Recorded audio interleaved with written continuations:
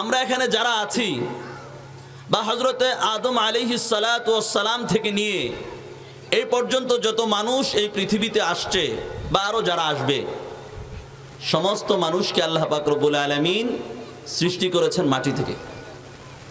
এরপরে আবার আমাদের এই পৃথিবীর যাত্রা যখন শেষ হবে, আমরা যখন মৃত্যু বরণ করব, আবার মাটিতেই আমাদেরকে রেখে আসবে। এরপরে আল্লাহ পাক রব্বুল আলামিন এই মাটি থেকেই আবার আমাদেরকে পুনরায় জীবন দান করে আমাদের থেকে পূর্ণ হিসাব আল্লাহ পাক রব্বুল আলামিন নেবেন। সেই জন্যে আমাদের সূচনা যেহেতু মাটি থেকে এবং আমাদের শেষটাও হবে মাটির মাধ্যমে, সেই জন্যে আল্লাহ পাক রব্বুল আলামিন মাটির মধ্যে কি গুণ রেখেছেন সেই গুণগুলোকে আমাদের নির্ণয় করতে হবে। কথা বলেন না কেন? রব্বুল আলামিন মহাগ্রন্থ আল কোরআনুল কারীমের মধ্যে আল্লাহ বলেন, মিনহা খলাকনাকুম ওয়া ফিহা নুঈদুকুম ওয়া মিনহা নুখরিজুকুম তারাতান উখরা।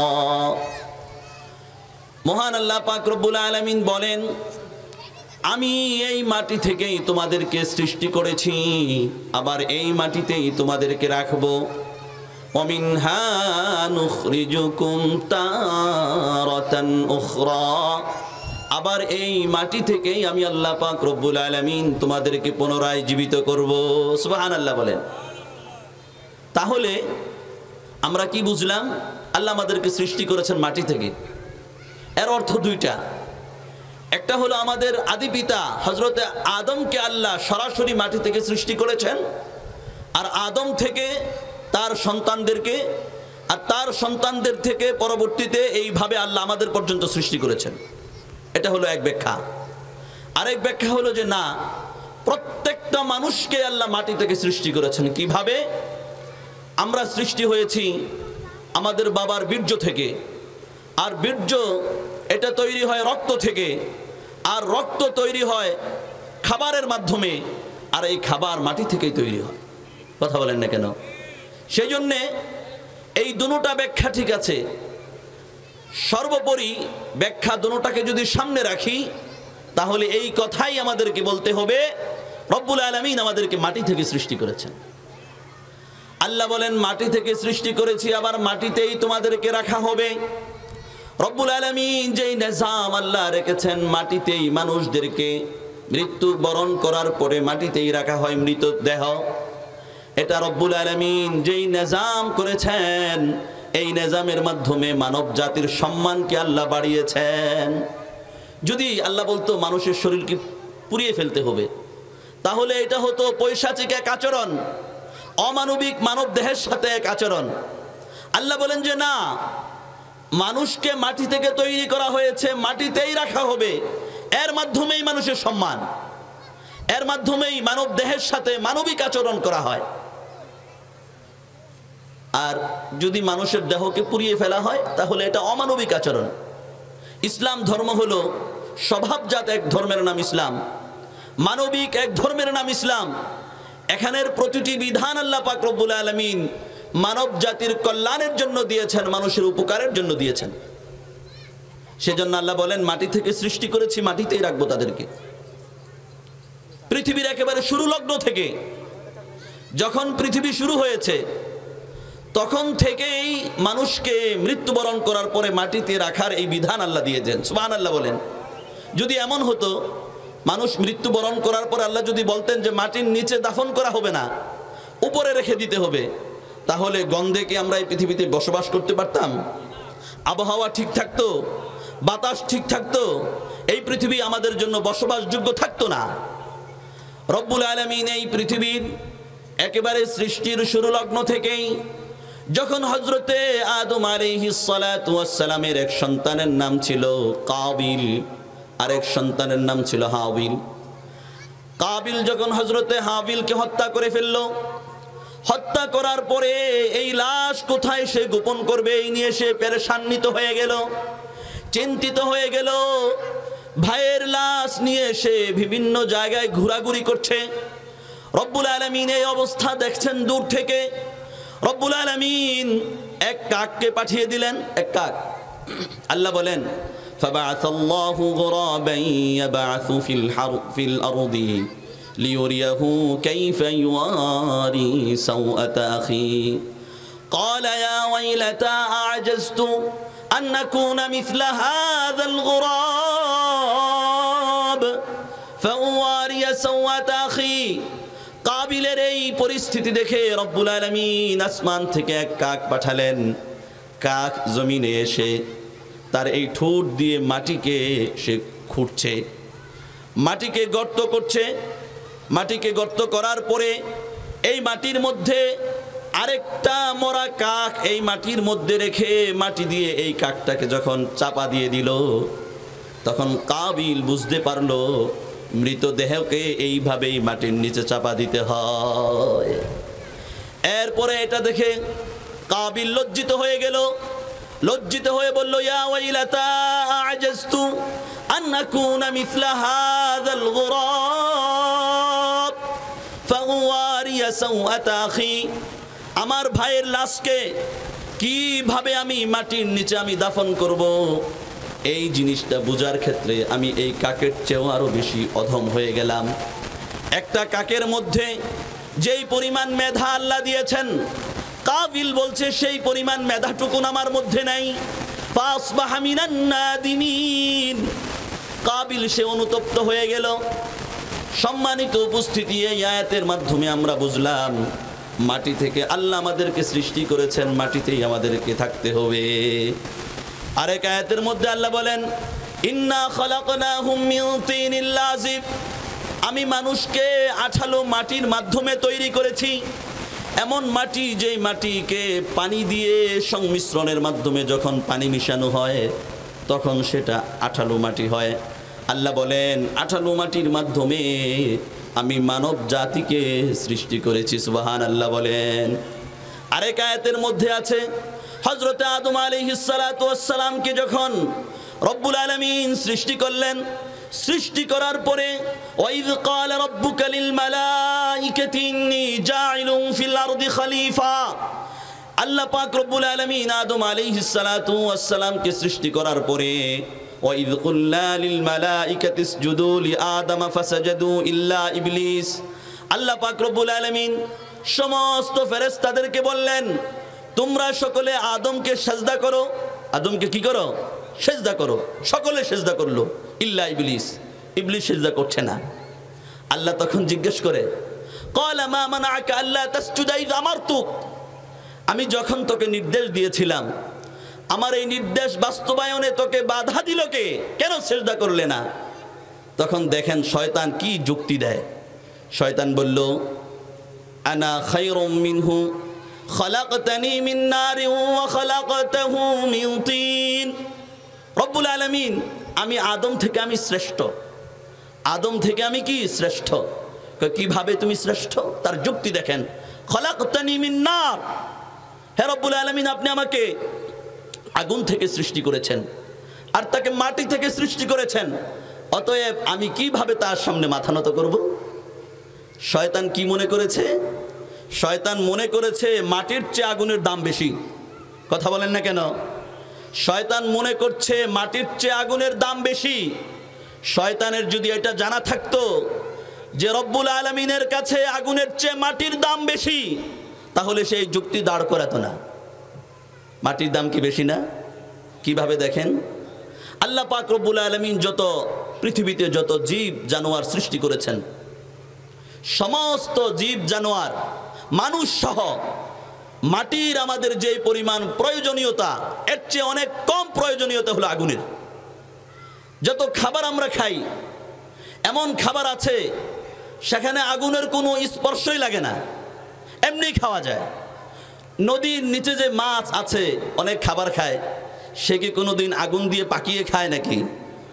ওই সেই গাছের উপরে যে পাখি বসে কিচির মিচির করছে, তারা অনেক খাবার খায়, তাদের খাবারগুলো কি আমাদের মতো আগুন দিয়ে পাকায় তারপরে খায় নাকি? না। আর যত খাবারই খাক, পাখি খাক, মাছ খাক, মানুষ খাক, গরু খাক, ছাগল খাক, যে খাবারই খায় না কেন প্রত্যেকটা খাবারকে আল্লাহ পাক রব্বুল আলামিন এই মাটি থেকেই বের করে নিয়ে আসেন। সুবহানাল্লাহ বলেন। তাহলে মাটির দাম বেশি না আগুনের দাম বেশি? কথা বলেন না কেন? মাটির দাম বেশি। যেহেতু মাটির দাম বেশি, সেই জন্য রব্বুল আলামিন সর্বশ্রেষ্ঠ আল্লাহর যে মাখলুক মানব জাতি, তাকে মাটি থেকেই আল্লাহ সৃষ্টি করেছেন। দেখেন শয়তানের যে কথা, শয়তান বলে আল্লাহ আপনি মাটি থেকে সৃষ্টি করেছেন মানুষকে, আমি সেজদা করব না।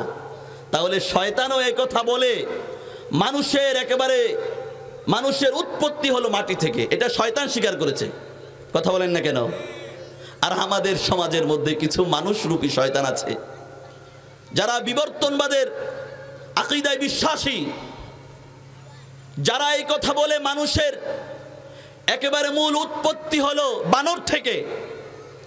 সেই সমস্ত মানুষের চিন্তা চেতনা আমি তো মনে করি শয়তান থেকে আরো খারাপ, নিম্নমানের। কথা বলেন না কেন? রব্বুল আলামিন মানুষকে সৃষ্টি করেছেন মাটি থেকে।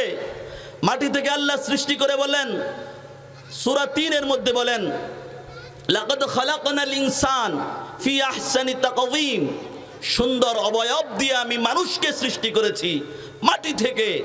আর তারা বলে মানুষের সৃষ্টি নাকি বানর থেকে। বলেন তো মানুষের আকৃতি, মানুষের চেহারার যে স্ট্রাকচার, এটা বেশি সুন্দর না বানরের স্ট্রাকচারটা বেশি সুন্দর? মানুষেরটা না?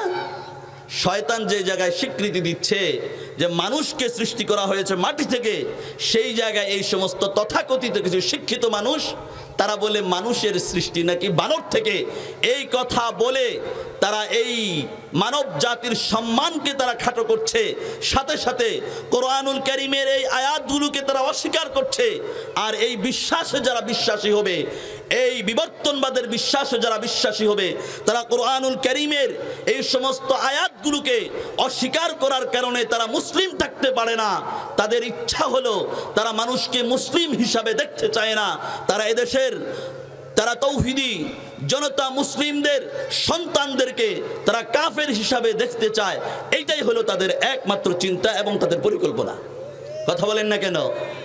সেই জন্যে আমরা স্পষ্ট ভাষায় আমরা বলি, তোমাদের এই পচা গান্দা তোমাদের থিওরি, এটা আমরা মানি না। মানি না দেখেই তো তোমাদের বিরুদ্ধে আন্দোলন হয়েছে। তোমরা যেমন বানর, চিড়িয়াখানার মধ্যে বানর থাকে কোথায়?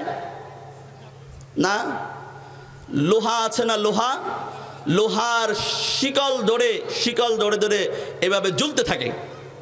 ঠিক তদ্রূপ এই সমস্ত বানর মার্কা যারা আছে, শাহরিয়ার কবির তার এই কিসিমের যারা আছে, সবগুলো এখন লোহার খাঁচার মধ্যে বন্দী। কথা বলেন না কেন? তোমরা আমাদেরকে লোহার খাঁচার মধ্যে বন্দী করার পরিকল্পনা করছিলে বানর বলে।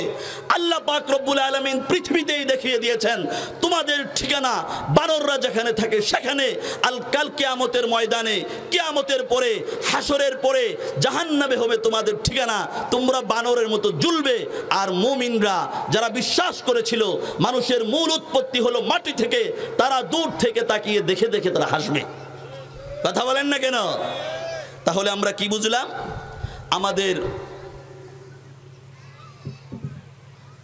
সৃষ্টি হলো কোত্থেকে? মাটি থেকে। সেই জন্যে মাটির কিছু গুণ আছে, সেই গুণগুলো যদি আমরা অর্জন করতে পারি, তাহলে আমরা যারা মানুষরা, আমরা যারা আছি, আমরা প্রত্যেকে দুনিয়াতেও বাদশাহী করতে পারবো, আর পরকালে আমাদের ঠিকানা হবে জান্নাত। সুবহানাল্লাহ বলেন। সেই গুণগুলোকে শুনবো আমরা ইনশাআল্লাহ। যারা গবেষক, যারা প্রতিটি জিনিস নিয়ে গবেষণা করে, ওই যে একটা কবিতা আছে না, সবার আমি ছাত্র, আকাশ আমায় শিক্ষা দিল, উদার হতে ভাইরে, কর্মী হবার মন্ত্র আমি বায়ুর কাছে পাইরে। রব্বুল আলামিন যত সৃষ্টি এই পৃথিবীতে আছে, প্রত্যেকটার মধ্যে মানুষের জন্য শিখার আছে। যারা মাটি নিয়ে গবেষণা করে, তারা বলল মাটির মধ্যে মৌলিকভাবে 4টি গুণ আল্লাহ পাক রব্বুল আলামিন রেখে দিয়েছেন। এই গুণগুলো যদি কোনো মানুষ অর্জন করে, তাহলে এই পৃথিবীর জমিনে তারা বাদশাহী করবে, তারা পরকালেও তারা বাদশাহী করবে, তারা হবে সর্বশ্রেষ্ঠ মানব। হতে চাই কিনা সর্বশ্রেষ্ঠ মানব? মাটির একটা গুণ হলো মাটি গোপন রাখে। মাটি কি রাখে? গোপন রাখে। আপনি যদি মাটির মধ্যে কোনো ময়লা আবর্জনা রেখে দেন, মাটি এটাকে এমনভাবে গোপন করবে কয়েক বছর পরে দেখবেন এখানে আর ময়লা আবর্জনা নাই, সব মাটি হয়ে গেছে। যদি আপনি স্বর্ণ যদি মাটির নিচে যদি রেখে দেন, মাটি এটা গোপন রাখবে, চোরকে বলবে না, ডাকাতকে বলবে না।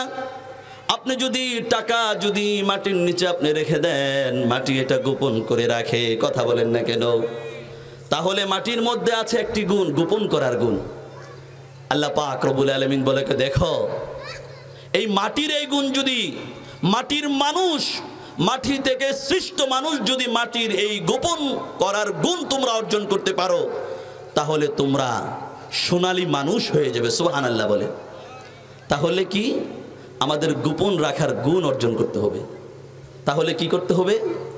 মানুষের দোষ খুঁজে খুঁজে বের করবো নাকি? কথা বলেন না কেন? গীবত করব নাকি? কার কি হয়েছে না হয়েছে এগুলো বের করে করে চায়ের দোকানে বসে বসে গল্প করে আরেকজনের সম্মানকে নষ্ট করব নাকি? আল্লাহ পাক রব্বুল আলামিন বলেন, মাটির যেই গুণ, গোপন রাখার গুণ, এই গুণ তুমি অর্জন করো। ফলে আল্লাহ পাক রব্বুল আলামিন বলেন, ইয়া আইয়ুহাল্লাযীনা আমানু জুতানিবু কাসীরাম মিনাজ যন্ন ইন্না বা'দাজ যন্নি ইসমুন ওয়া লা তাজাসসু ওয়া লা ইয়াগতাব বা'দুকুম বা'দা আইয়ুহিব্বু আহাদুকুম আন ইয়াকুলা লাহমা আখিহি মাইতান ফাকারিহতুমু। রব্বুল আলামিন কোরআনুল কারীমের মধ্যে আল্লাহ বলেন, হে ঈমানদাররা, তোমরা ধারণা থেকে বেঁচে থাকো, কারণ অধিকাংশ ধারণা এটা হয় হলো মিথ্যা। অধিকাংশ ধারণা কি? মিথ্যা। ওয়ালা ইয়াগতাব বা'দুকুম বা'দা, তোমরা একে অপরের গীবত করবে না। একে অপরের গীবত করা মানে হলো আইয়ুহিব্বু আহাদুকুম আন ইয়াকুলা লাহমা আখিহি মাইতান ফাকারিহতুমু, মৃত ভাইয়ের গোশত খাওয়ার মতো। আল্লাহ বলেন, তোমাদের কেউ কি চায় তার মৃত ভাইয়ের গোশত খেতে? চাই কিনা বলেন? ফাকারিহতুমু, তোমরা এটাকে অপছন্দ করো। অতএব তোমরা কেন মানুষের গীবত করতে যাও? গীবত এটা মারাত্মক একটা অপরাধ। রাসূল আরবি সাল্লাল্লাহু আলাইহি ওয়াসাল্লাম হাদিসের মধ্যে বলেন, হযরতে আবু বারজাত আল-আসলামী রাদিয়াল্লাহু তাআলা আনহু থেকে এক হাদিস বর্ণিত, ক্বালা ক্বালা রাসূলুল্লাহি সাল্লাল্লাহু আলাইহি ওয়াসাল্লাম, ইয়া মা'শারা মান আমানা বিলিসানিহি ওয়া লাম ইয়াদখুলিল ঈমানু কলবা। রাসূল আরবি সাল্লাল্লাহু আলাইহি ওয়াসাল্লাম ডাক দিয়ে বলেন, হে সেসব লোক সকল, তোমাদের যাদের ঈমান অন্তরের মধ্যে এখনো পৌঁছে নাই, তথা মুনাফিকদেরকে বলছেন, যাদের ঈমান অন্তরে এখনো পৌঁছে নাই, লা তাগতাবুল মুসলিমিন, তোমরা কোনো মুসলমানের গীবত করবে না। ওয়ালা তাত্তাবিউ আওরাতিহিম, তাদের গোপন দোষগুলো আছে না, এগুলো তালাশ করবে না। তালাশ করলে হবে কি? ফাইন্নাহু মান ইত্তাবা আওরাতিহিম ইয়াত্তাবিউল্লাহু আওরাতাহু, যে কিনা মানুষের দোষ তালাশ করে রব্বুল আলামিন ওই ব্যক্তির দোষ খুঁজে খুঁজে বের করবেন। নাউজুবিল্লাহ বলেন। আর ওয়ামান ইয়াত্তাবিউল্লাহু আওরাতাহু ইয়াফসাহু ফি বাইতিহি, রাসূল আরবি সাল্লাল্লাহু আলাইহি ওয়াসাল্লাম বলেন, আর রব্বুল আলামিন যার দোষ খুঁজে খুঁজে বের করবেন, ওই ব্যক্তি যদি বাড়িতেও বসে থাকে, ঘরেও থাকে, আল্লাহ পাক রব্বুল আলামিন তাকে অপদস্থ করে ছাড়বেন। কথা বলেন না কেন? তাহলে যদি এটা পছন্দ করেন যে আপনার দোষগুলো মানুষ জানুক, আপনি যে অপকর্মগুলো করেছেন বা আমি যে অপকর্মগুলো করেছি অজান্তে কোনো মানুষ জানে না, আল্লাহ সেইগুলোকে গোপন রেখেছেন। এই জমিনের উপরে আমরা কত অপরাধ করি না?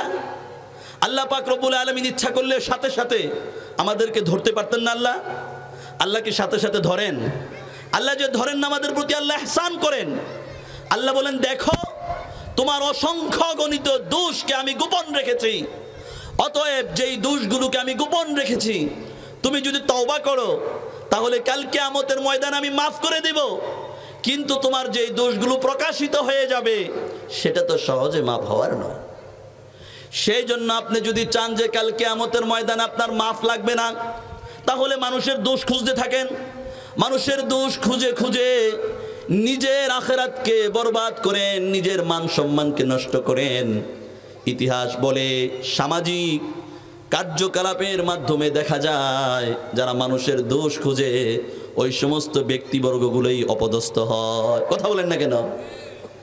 রাসূল আরবি সাল্লাল্লাহু আলাইহি ওয়াসাল্লাম বলেন, قال لا يستر عبد عبدا في الدنيا إلا ستره الله يوم القيامة। দুনিয়াতে যদি কোনো মানুষ কোনো মানুষের দোষকে যদি গোপন রাখে, তাহলে রব্বুল আলামিন কিয়ামতের দিন ওই ব্যক্তির দোষকে গোপন রাখবে। সুবহানাল্লাহ বলেন। চান কি না দোষ আল্লাহ আমাদের গোপন রাখুক আখিরাতে? চান তো নাকি? এখানে কি কেউ এমন আছেন এই কথা বলতে পারো আমার কোনো দোষ নাই, আমি একেবারে দুধের ধোয়া তুলসী পাতা? এই কথা বলার কি কারো কোনো অধিকার বা ক্ষমতা আছে? মানুষ মাত্রই হলো ভুল করবে মানুষ, সেই জন্যে রব্বুল আলামিনের কাছে মাফ চাইবে। আর সেই দোষগুলো যদি গোপন রাখতে চায় সে, তাহলে অন্যের দোষ বলা থেকে সে বিরত থাকবে। রাসূল আরবি সাল্লাল্লাহু আলাইহি ওয়াসাল্লাম বলেন, অন্যের দোষ চর্চা করাটাকে বলা হয় গীবত। কোনটা? যেই দোষটা তার মাঝে আছে, তার মাঝে যেটা আছে সেটাই আপনি তার অবর্তমানে বলছেন, যেটা শুনলে সে রাগ করবে, কষ্ট পাবে, সেটাই গীবত। আর যদি কোনো দোষ তার মধ্যে না থাকে আর সেটা বলতে থাকেন, তাহলে তো আপনি মিথ্যাবাদী হলেন, তাহলে তো আপনার অপরাধ আরো মারাত্মক। কথা বলেন না কেন? গীবত এটা জিনার চেয়ে আরো মারাত্মক। নাউজুবিল্লাহ বলে। রাসূল আরবি সাল্লাল্লাহু আলাইহি ওয়াসাল্লাম বলেন, আল গীবাতু আশাদ্দু মিনাজ জিনা। গীবত জিনা থেকেও আরো মারাত্মক। কেন মারাত্মক? সাহাবারা জিজ্ঞেস করলো, ক্বালু ইয়া রাসূলুল্লাহ, ইয়া রাসূলুল্লাহ, জিনা তো আমরা জানি সবচেয়ে মারাত্মক গুনাহ, তো জিনার চেয়ে মারাত্মক গীবত হয় কিভাবে? ওয়া কাইফাল গীবাতু আশাদ্দু মিনাজ জিনা ইয়া রাসূলুল্লাহ, জিনার চেয়ে গীবত এটা মারাত্মক হয় কিভাবে?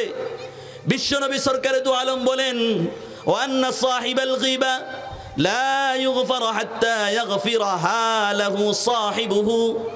রাসূল আরবি সাল্লাল্লাহু আলাইহি ওয়াসাল্লাম বলেন, যেই ব্যক্তি জিনা করেছে সে যদি আল্লাহর কাছে মাফ চায়, আল্লাহ মাফ করে দিবে। কিন্তু যার ব্যাপারে গীবত করা হয়েছে, ওই ব্যক্তি যদি মাফ না করে, তাহলে রব্বুল আলামিন মাফ করবেন না। নাউজুবিল্লাহ বলেন। প্রিয় ভাইরা আমার, সেই জন্য এক সাহাবী আবু মুসা আশআরী বিশ্বনবী সরকারে দু আলমকে জিজ্ঞেস করলো, ইয়া রাসূলুল্লাহ, আইয়ুল মুসলিমি আফজল, সবচেয়ে উত্তম সবচেয়ে ভালো মুসলিমকে? বিশ্বনবী সরকারে দু আলম বলেন, মান সালিমাল মুসলিমুনা মিন লিসানিহি ওয়া ইয়াদি, যার হাত এবং মুখ থেকে মানুষ নিরাপদ থাকে, ওই ব্যক্তি হলো সবচেয়ে উত্তম মুসলিম। চিন্তা করেন, আমাদের হাতের মাধ্যমে, আমাদের এই জবানের মাধ্যমে কোনো মানুষ কষ্টের শিকার হয় কিনা?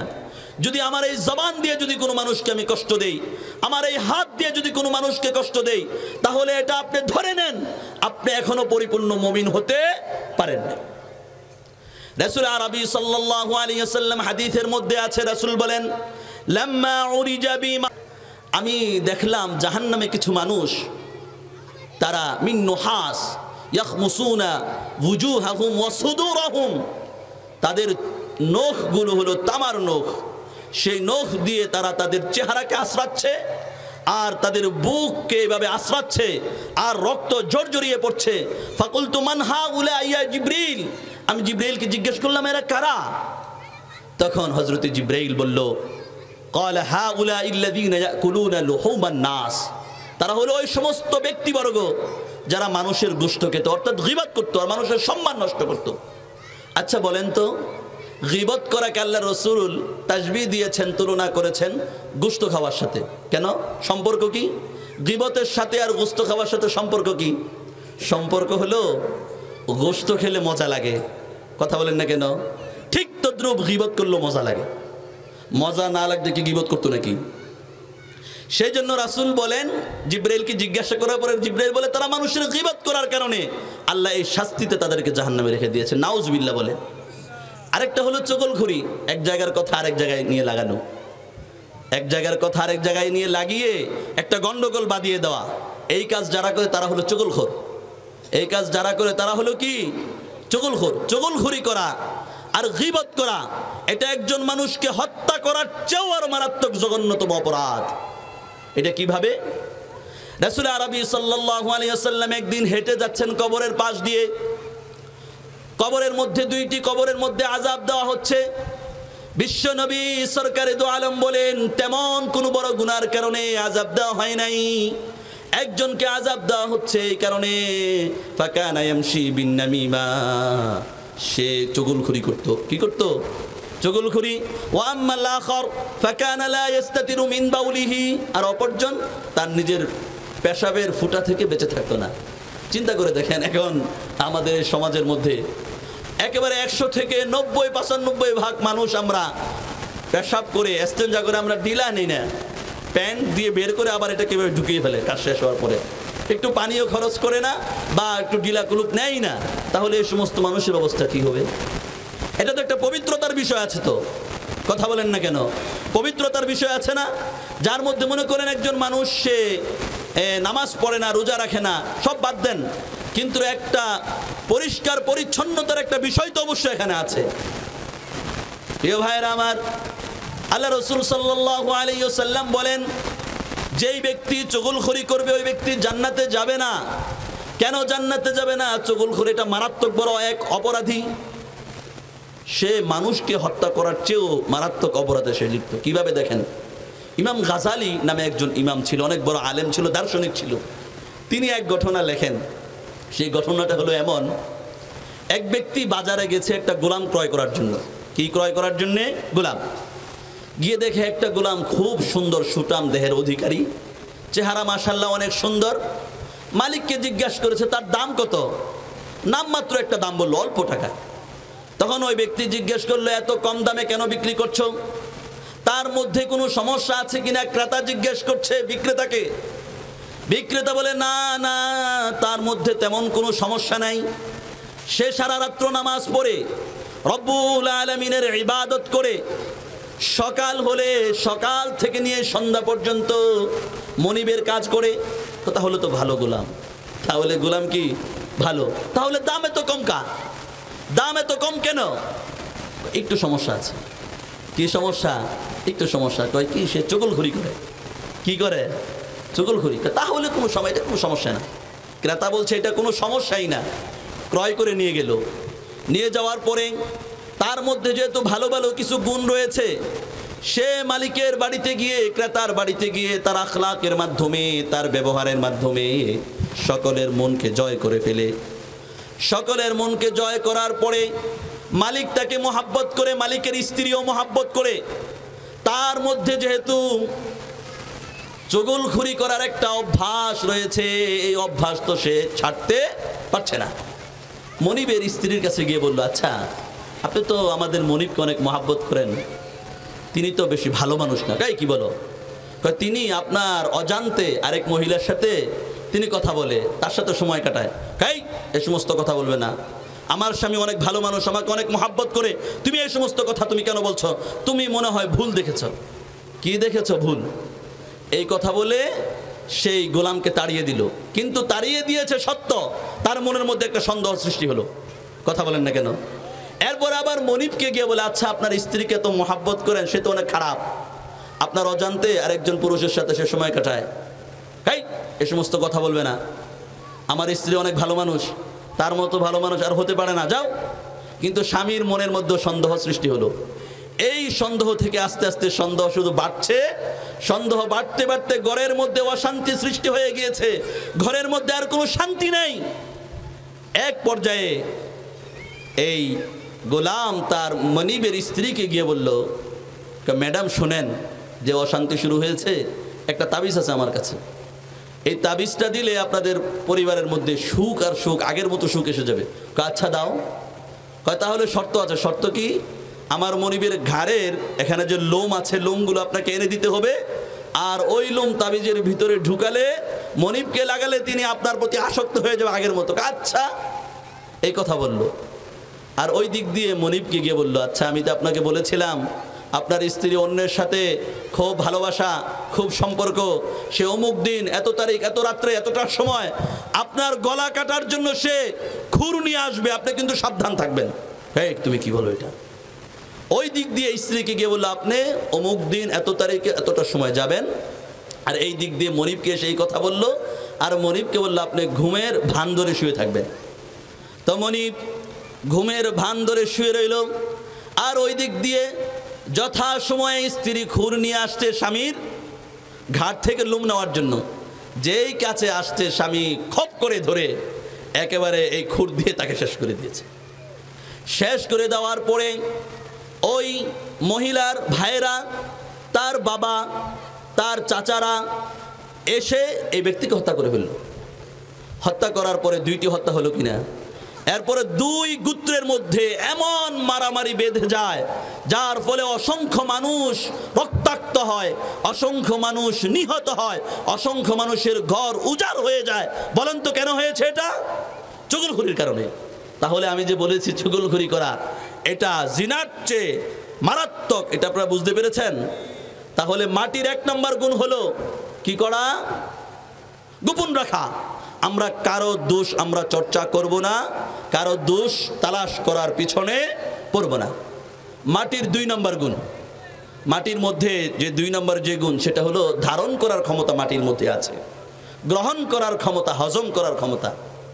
আপনি মাটির মধ্যে আপনি একটা ভারী জিনিস রাখবেন, মাটি প্রতিবাদ করবে না, মাটি এটাকে ধারণ করে রাখবে। আপনি কোনো আগুন যদি মাটির নিচে রাখেন সেটাও সে হজম করে রাখবে।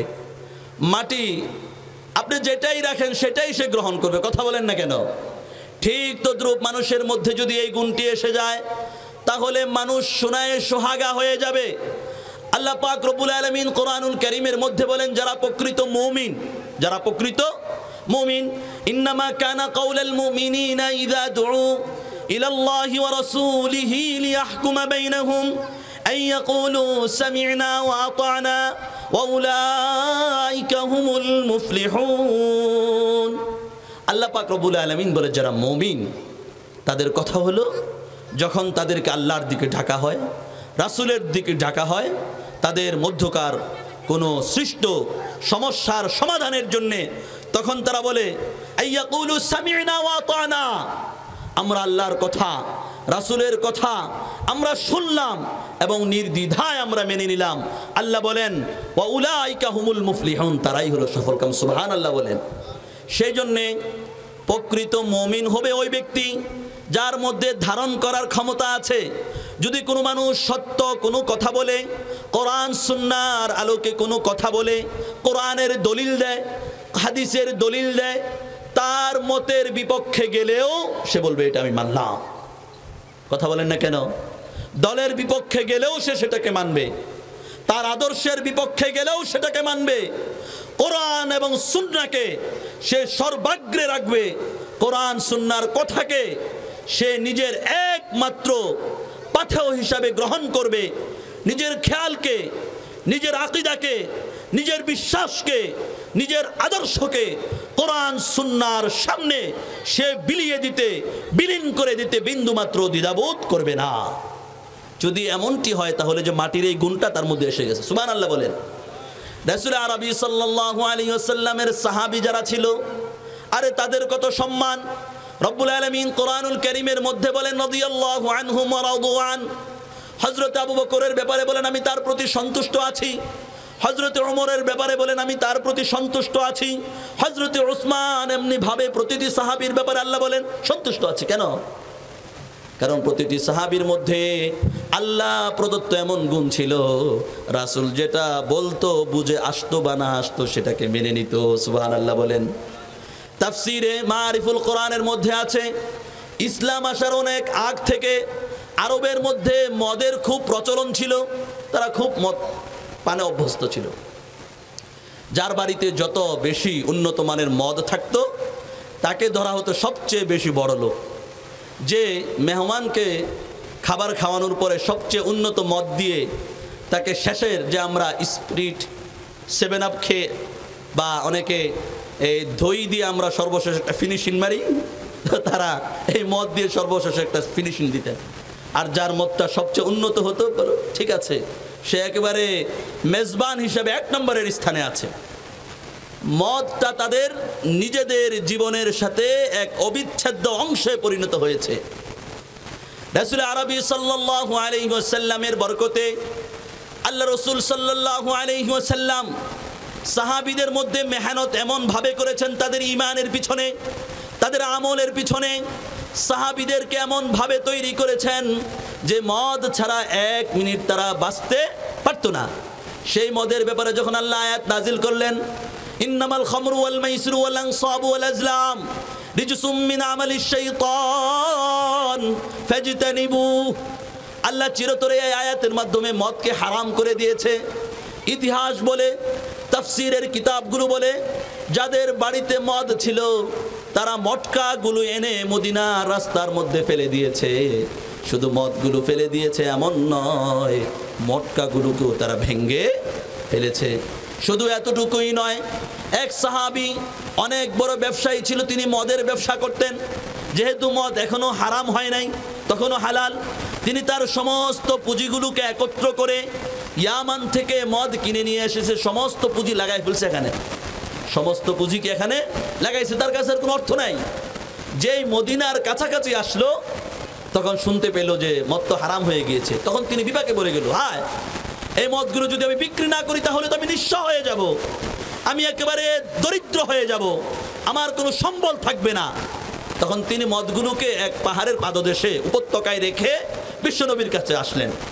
এসে বলল, ইয়া রাসূলুল্লাহ, ইয়া হাবিবাল্লাহ, আপনি তো জানেন আমি মদের ব্যবসা করি, আর মদ যখন হালাল ছিল তখন আমি এই মদগুলো ক্রয় করে এনেছি। এখন যদি আমি এইগুলা বিক্রি না করি তাহলে আমি নিঃস্ব হয়ে যাব, আমি করব কি? কথা বলেন না কেন? এই ক্ষেত্রে নিজেকে দাঁড় করান, দেখেন পারবেন কিনা। রাসূলুল্লাহ সাল্লাল্লাহু আলাইহি সাল্লাম বলল যে না না না, নিঃস্ব হয়ে গেলে হয়ে যাও, কিন্তু রব্বুল আলামিন যেহেতু এখন নিষেধ করেছেন, আল্লাহ পাক রব্বুল আলামিনের নিষেধটাই সর্বাগ্রে থাকবে। এই কথা শোনার সাথে সাথে ওই সাহাবী গিয়ে মদের যত মটকা ছিল সবগুলো ভেঙে চূর্ণ বিচূর্ণ করে দেয়, সুবহানাল্লাহ বলে। আর সে সময় আল্লাহর বিধানটা তারা এইভাবে মেনে নিয়েছিল, মদ এই পরিমাণ তারা মদিনার অলিতে গলিতে ফেলেছিল, মদের বন্যা বসে গিয়েছিল এবং দুর্গন্ধে অনেক দিন পর্যন্ত মানুষ রাস্তা দিয়ে হাঁটতে পারতো না। একজন সাহাবী এই কথা প্রশ্ন করে নাই, ইয়া রাসূলুল্লাহ, এই বিধান মানা আমাদের জন্য কষ্টকর, এটা মানা যাবে না, এটা মানতে পারবো না। কোনো সাহাবী এই কথা বলে নাই। একেবারে নির্দ্বিধায়, সংকোচহীনভাবে, বাধাহীনভাবে আল্লাহ পাক রব্বুল আলামিনের এই নির্দেশের সামনে নিজেদের মাথাকে ঝুঁকিয়ে দেওয়ার কারণেই আল্লাহ পাক রব্বুল আলামিন আয়াত নাজিল করলেন, আমি তোমাদের প্রতি সন্তুষ্ট হয়ে গিয়েছি, তোমাদেরকে জান্নাত দিব। সাহাবীদেরকে আল্লাহ পাক রব্বুল আলামিন দুনিয়াতেই জান্নাতের সার্টিফিকেট দিয়ে তাদেরকে ধন্য করেছে, সুবহানাল্লাহ বলেন। এই গুণকে অর্জন করা যাবে না? এই গুণ অর্জন করা খুব কঠিন, বলা সহজ। আরে যদি সহজই হতো তাহলে আমাদের এই বর্তমান বাংলাদেশ সহ সারা বিশ্বের মধ্যে তাবলীগের 2 গ্রুপ হতো না। কথা বলেন না কেন? 2 গ্রুপ হয়েছে কেন? এক গ্রুপ আল্লাহ পাক রব্বুল আলামিনের বিধানের সামনে নিজের মাথাকে নত করে দিয়েছে, আরেকজন তথাকথিত আমিরের সামনে নিজেদের মাথাকে নত করে দিয়ে গোটা পৃথিবীতে বিশৃঙ্খলা সৃষ্টি করে টঙ্গীর ময়দানে অসংখ্য গণিত মুসলিমদের রক্ত জড়িয়ে এখন পর্যন্ত বর্তমানে আবার তাবলীগের কাজটাকে নষ্ট করার জন্যে, ইসলামকে দখল করার জন্যে এবং সাথে সাথে সেই কাকরাইলকে দখল করার জন্যে, কওমি মাদ্রাসাগুলোকে নস্যাৎ করার জন্যে, ইসলামের দুর্গগুলোকে শেষ করে ফেলার জন্যে আবার তারা উপদেষ্টাদের পা চাটছে, উপদেষ্টাদেরকে অর্থের প্রলোভন দেখাচ্ছে। তারা এই পৃথিবীতে ইসলামের নামে আবার সন্ত্রাসী কার্যক্রম পরিচালনার চেষ্টা করার পায়তারা করছে। প্রিয় ভাইয়ের আমার, এই দেশে যতদিন পর্যন্ত ওলামায়ে দেওবন্দ থাকবে, যতদিন পর্যন্ত হক্কানি পীরদের মুরিদরা থাকবে, যতদিন পর্যন্ত সহিহ তরিকার তাবলীগ করেনেওয়ালা সাথী ভাইরা থাকবে, তাদের এই নীল নকশা কখনোই কোনো অবস্থাতেই এই বাংলার জমিনে গোটা পৃথিবীতে বাস্তবায়ন হতে দেওয়া যাবে না, না না। সেই জন্যে আগামীকালকে ওলামায়ে কেরামের ডাকে সহরাওয়ার্দী উদ্যানে এই সমস্ত সন্ত্রাসীদের সন্ত্রাসী কর্মকাণ্ডের বিরুদ্ধে বিশাল বড় সমাবেশের ডাক দেওয়া হয়েছে। আমরা যাব তো ইনশাআল্লাহ, সকলে ইনশাআল্লাহ যাব। এই মাটির গুণ, মাটির কি গুণ? মাটি ধারণ করতে জানে। মাটি কি করতে জানে? ধারণ করতে জানে। 2 নম্বর গুণ। মাটির 3 নম্বর গুণ প্রোডাক্টিভিটি তথা উৎপাদনশীলতা। মাটিতে আপনি যেটাই রাখবেন না, গাছ লাগাবেন, এটা বড় হবে। কথা বলেন না কেন? একটা ধানের বীজ আপনি বপন করবেন, এখান থেকে চারা হবে, ধান হবে, ছোট্ট একটা গাছ লাগাবেন, বড় হবে, এখান থেকে আরো গাছ বাড়বে। তাহলে মাটির মধ্যে ভাই কি আছে? কি গুণ আছে? উৎপাদনশীলতার গুণ। উৎপাদনশীলতার কি গুণ? ঠিক তদ্রূপ আমরা যেহেতু মাটির মানুষ, আমাদের মধ্যে এই উৎপাদনশীলতার গুণকে আনতে হবে। মানে আল্লাহ পাক রব্বুল আলামিন ঈমান দিয়েছেন আমাদেরকে, ঈমানটাকে কিভাবে বাড়ানো যায়, আমলকে কিভাবে বাড়ানো যায় সেই চিন্তা করতে হবে। কথা বলেন না কেন? প্রিয় উপস্থিতি, ঈমান বাড়ে কিনা? আব্দুর রহমান আল ওজ্জা বিশাল বড় একজন আলেমকে জিজ্ঞেস করা হলো, ঈমান কি বাড়েনি হুজুর? কয় ঈমান বাড়ে। কয় ঈমান বাড়তে বাড়তে ঈমান পাহাড় সম হয়। কয় হুজুর ঈমান কমেনি? কয় হ্যাঁ ঈমান কমে। কয় ঈমান কমতে কমতে শূন্যের কোঠায় ঈমান চলে যায়। তাহলে ঈমান যেহেতু বাড়ে, সেই জন্য আমরা যেহেতু মাটির মানুষ, মাটির মধ্যে কোনো জিনিস বপন করলে, রোপণ করলে এটা উৎপাদনশীল হয়, বাড়ে। সেই জন্য যারা ঈমানদার তারা ঈমানকে বাড়ানোর জন্য চেষ্টা করবে। ঈমানকে বাড়ানোর জন্য কি করতে হয়? আল্লাহ পাক রব্বুল আলামিন কোরআনুল কারীমের মধ্যে বলেন, ইন্নামাল মুমিনুনা আল্লাযীনা ইযা যুকিরাল্লাহ ওয়াজিলাত কুলুবুহুম ওয়া ইযা তুলিয়াত আলাইহিম আয়াতুহু যাদাতহুম ঈমানা ওয়া আলা রাব্বিহিম ইয়াতাওয়াক্কালুন। এই আয়াতের মধ্যে রব্বুল আলামিন বলে, আরে ঈমানদারদের ঈমান বাড়বে হলো কোরআন তেলাওয়াতের মাধ্যমে। কথা বলেন না কেন? ঈমানদারদের ঈমান বাড়বে কি কিসের মাধ্যমে? কোরআন তেলাওয়াতের মাধ্যমে। কোরআন হলো এমন এক শক্তি, কোরআনের মধ্যে আল্লাহ পাক রব্বুল আলামিন ঈমানকে বাড়ানোর এমন এক ঔষধ রেখে দিয়েছেন।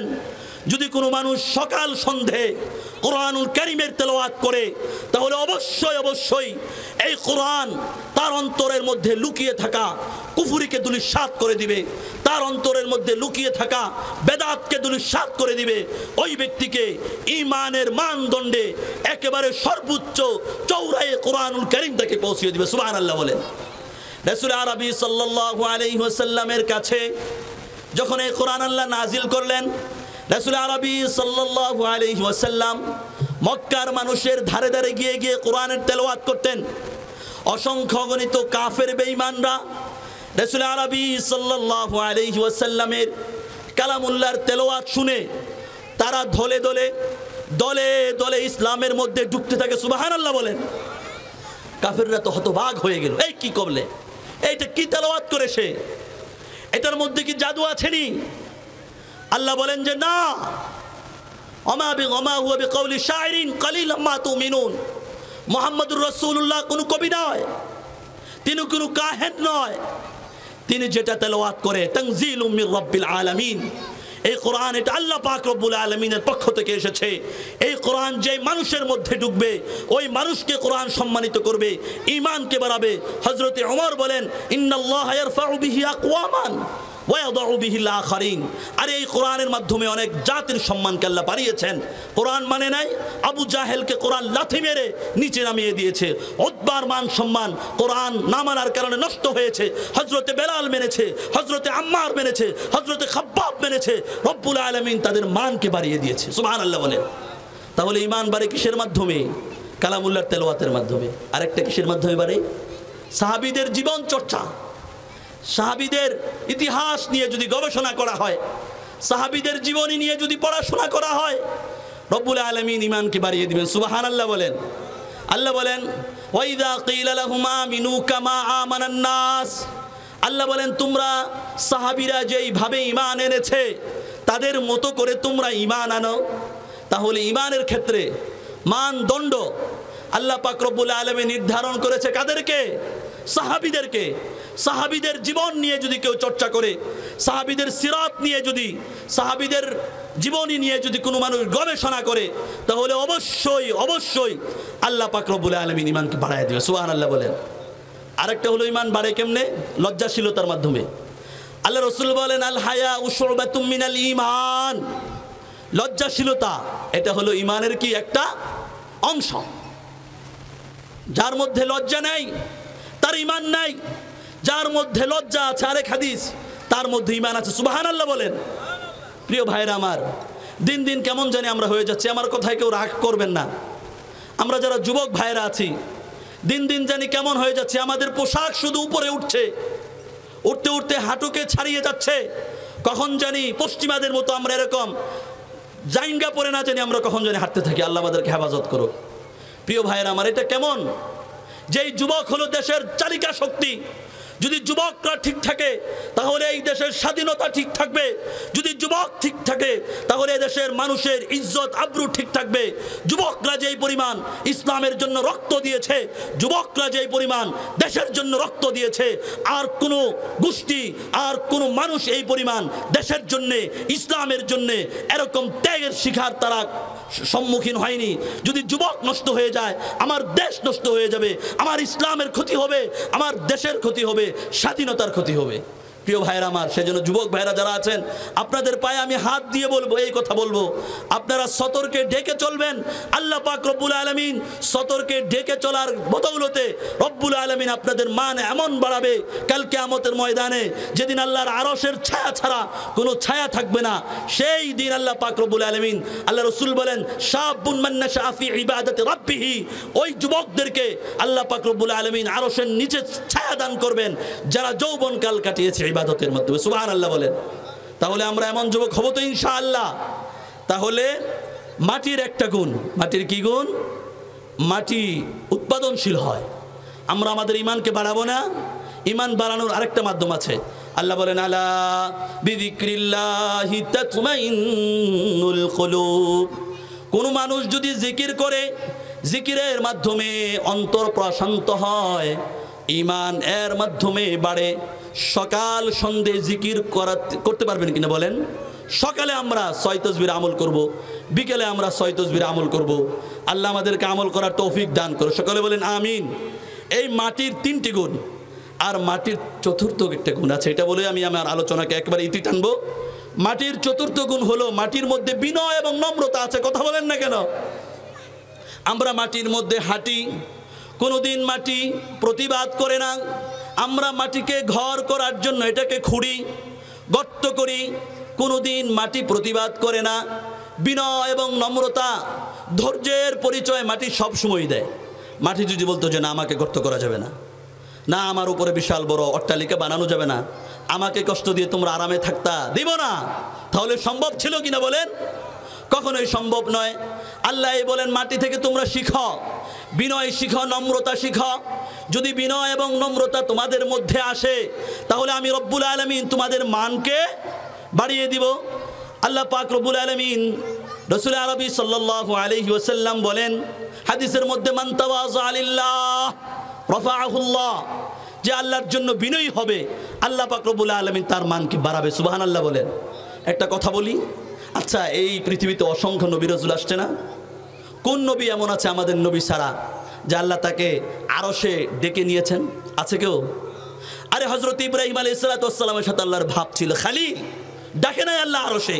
হযরত মুসা আলাইহিস সালাতু ওয়াস সালামের সাথে কথা বলেছে তুর পর্বতে। আর হযরত ঈসা আলাইহিস সালাতু ওয়াস সালামকে ডেকেছে আসমানে, কিন্তু আরশে নেয় নাই। কিন্তু নবী পাক সাল্লাল্লাহু আলাইহি ওয়াসাল্লামকে মেরাজের মাধ্যমে আল্লাহ পাক রব্বুল আলামিন বাইতুল মাকদিসে নিয়েছেন। সেখান থেকে প্রথম আসমান, তারপরে দ্বিতীয় আসমান, তারপরে তৃতীয় আসমান, চতুর্থ, পঞ্চম, ষষ্ঠ, সপ্তম, আল্লাহ পাক রব্বুল আলামিন আরশে নিয়ে আল্লাহর সামনাসামনি বসিয়ে আল্লাহর সাথে কথা বলিয়ে নবী পাক সাল্লাল্লাহু আলাইহি ওয়াসাল্লামের মানকে বাড়িয়ে নামাজ দিয়ে দিলেন, আরও কিছু হাদিয়া দিয়ে দিলেন। নবীকে সমস্ত নবীদের ইমাম বানিয়ে সম্মানিত করেছেন। এত উপরে আল্লাহ রসুলকে কেন উঠালেন? আল্লাহ রসুল বলেছেন, মান তাওয়াযা লিল্লাহ রাফাআহুল্লাহ। পৃথিবীতে যত মানুষ আসছে সমস্ত মানুষের মধ্যে নবী পাক সাল্লাল্লাহু আলাইহি ওয়াসাল্লাম সবচেয়ে বেশি বিনয়ী ছিলেন, সবচেয়ে বেশি নম্র ছিলেন, সবচেয়ে বেশি ভদ্র ছিলেন। যেহেতু বিনয় এবং নম্রতার চূড়ান্ত পর্যায়ের সাক্ষী নবী পাক সাল্লাল্লাহু আলাইহি ওয়াসাল্লাম দিয়েছেন, সেজন্য আল্লাহর নবীকে আল্লাহ দুনিয়ায় রেখে নবীর সাথে কথা বলেন নাই, মদিনায় রেখে কথা বলেন নাই, মক্কায় রেখে কথা বলেন নাই, বাইতুল্লাহে কথা বলেন নাই, নাই, বাইতুল মাকদিসের কথা বলেন নাই, রাসূল আরবি সাল্লাল্লাহু আলাইহি সাল্লামকে তুর পর্বতে নিয়ে কথা বলেন নাই, প্রথম আসমানে নিয়ে কথা বলেন নাই, দ্বিতীয় আসমানে কথা বলেন নাই। রব্বুল আলামিন একেবারে সপ্তম আকাশকে ভেদ করে আরশে নিয়ে নবী পাক সাল্লাল্লাহু আলাইহি সাল্লামকে কথা বলে নবীর সম্মানকে আল্লাহ বাড়িয়েছেন। এর থেকে শিক্ষা হলো বিনয়ী হন, নম্র হন। রব্বুল আলামিন বিনয়ী হলে, নম্র হলে রব্বুল আলামিন সম্মান বাড়ায় দেন, সম্মান কমে না।